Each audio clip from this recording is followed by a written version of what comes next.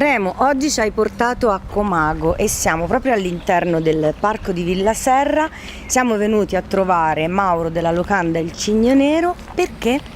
Perché oggi con lui vorremmo un po' andare a sviscerare quelle che possono essere le esigenze in ambito ristorazione di sicurezza. Ok. Loro hanno un ristorante, fanno anche quello che si chiama, l'accoglienza, l'agriturismo, il bed and breakfast, e quindi vediamo un attimino con loro quali possono essere le esigenze di un'attività ristorativa per quello che riguarda la sicurezza dentro e fuori dal locale. Ok, andiamo.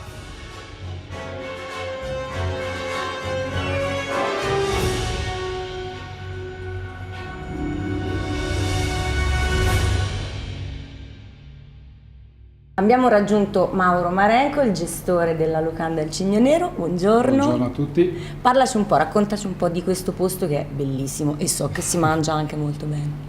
Allora, questo posto è, come abbiamo detto, già immerso nel parco di Villa Serra, quindi godiamo già di una cosa positiva, perché è molto bello il parco, uno dei più famosi d'Italia, e noi abbiamo questa locanda che è formata praticamente da una parte di albergo e la parte ristorativa. Sì.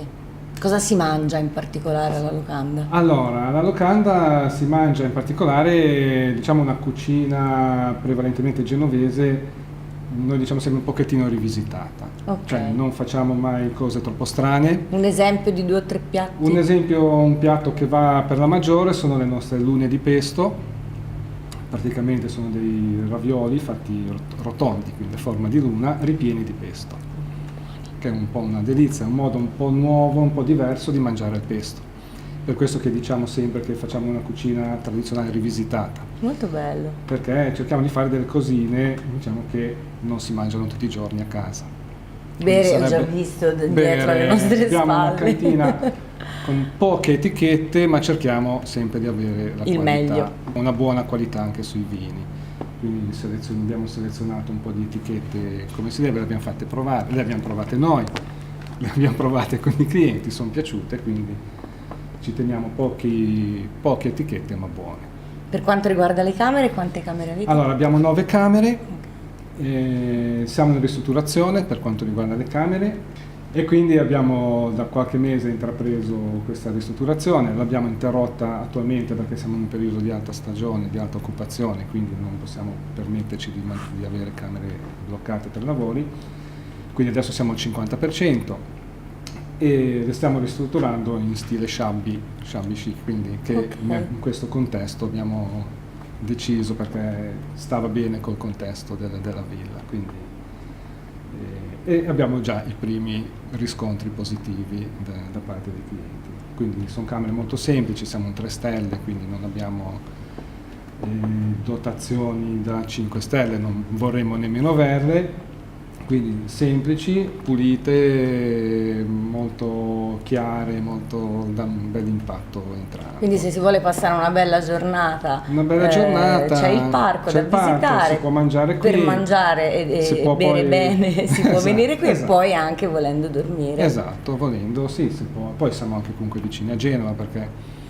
si pensa sempre che Sant'Olcese, ma nel senso siano lontani dal centro, ma in realtà in 10 minuti si raggiunge il centro, quindi anche per i turisti che vengono per l'acquario, così siamo sempre vicini. Chi non ama stare in centro nella confusione apprezza il fatto di farsi magari una giornata in centro, nell'acquario, in mezzo alla confusione, e poi alla sera venire qui e, se il tempo ce lo permette, di mangiare anche fuori nella nostra veranda, al fresco, perché qui c'è sempre una temperatura leggermente più bassa di Genova e quindi ci si può rilassare anche. Ok, ci ha portato qui Remo. Buongiorno.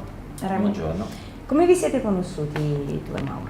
Noi ci siamo conosciuti in VNI, Sì. Quel gruppo di cui abbiamo già parlato, di imprenditori, ci si vede i giovedì mattina Presto. alle 7:30, noi siamo già belli operativi entrambi, colazione di lavoro e networking. Okay. E in questo contesto, tra l'altro, è già successo che Mauro ha dei suoi clienti che sono un'azienda qua vicino, abbia avuto modo, diciamo, di parlare di noi, poi noi siamo andati, abbiamo fatto il sopralluogo, il preventivo, e poi un lavoro che abbiamo realizzato con reciproca soddisfazione sia del cliente che nostra, perché abbiamo realizzato un bel impianto di videosorveglianza con l'antifurto e diciamo che di questo possiamo anche ringraziare Mauro, che nel parlare con i clienti, a volte poi tra professionisti, quando si fa il lavoro come si deve, poi capita di autoreferenziarsi e referenziare gli altri, assolutamente sì.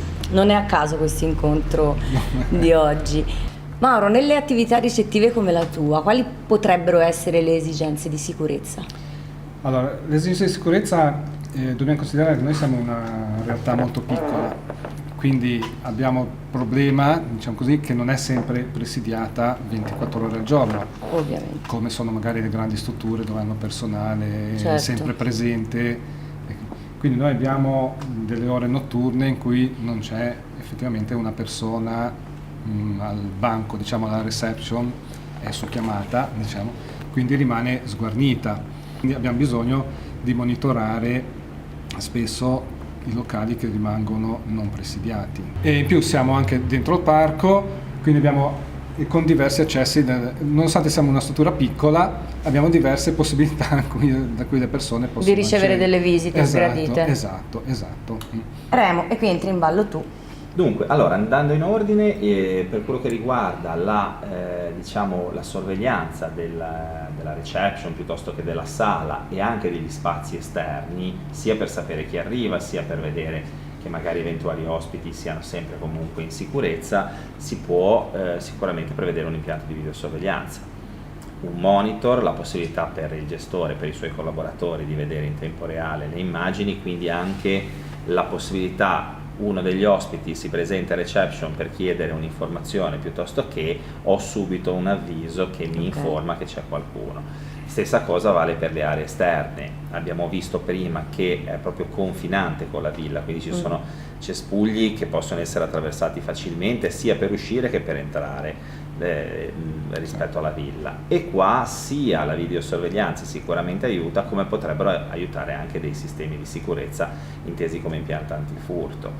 Ora qua si può presupporre magari un sensore da incasso, da internamento, quindi un sensore che all'attraversamento magari di una persona può dare una segnalazione d'allarme, mentre invece, siccome ricordiamo che nel parco ci sono i cigni, le papere, i cinghiali, ora il cinghiale si spera che non arrivi, però diciamo che quelli che possono essere gli animali li discrimina, mentre invece un cristiano che dovesse entrare magari giustamente la sera nella proprietà deve essere identificato. Questi sono i due macro argomenti che si possono andare a sviscerare in un ambiente come questo. Videosorveglianza da un lato per l'assistenza anche alla clientela, antifurto per la protezione della proprietà, magari anche nella mezza giornata di festa o comunque nei momenti in cui ci si dedica anche solo che alla cucina, ecco. Anche perché, Mauro, qui flusso di persone, insomma, so che organizzate anche ricevimenti, matrimoni. Flusso di persone, soprattutto in certi periodi dell'anno, sono abbastanza elevati, perché i periodi ovviamente primaverili